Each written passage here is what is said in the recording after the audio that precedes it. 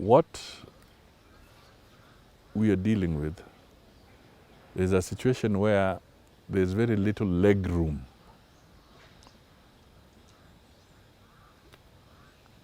for maneuver on certain things because the economy is in a tight spot. The debt levels are very high and they are painful. And I can tell you when we were campaigning, we knew this.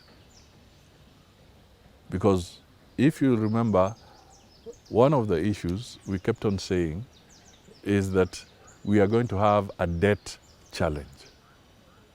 We said it. I said it. It's even in the manifesto for ANC. It's in the manifesto for Kenya Kwanza. So we acknowledged that there's going to be a challenge. All right? So we now need to reorganize ourselves, bearing in mind that there's very little leg room. Because the other team that has gone borrowed to the BRIM.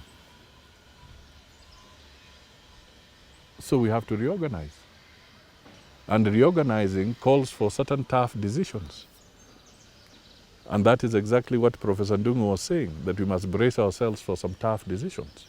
And one of the tough decisions that was announced by the president was the elimination of the fuel subsidies.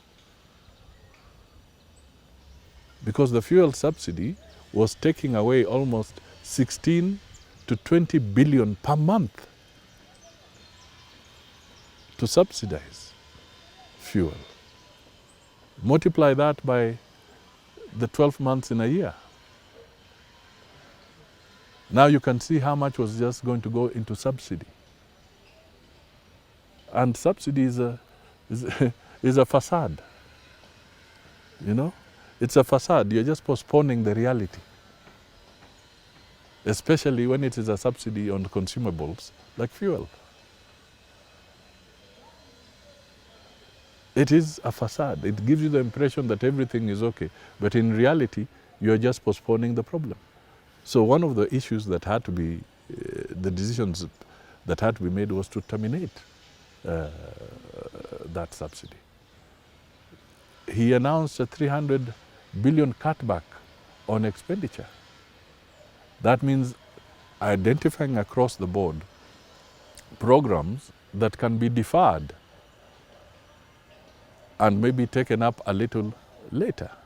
So these are the painful decisions that we have to make. But it also shows that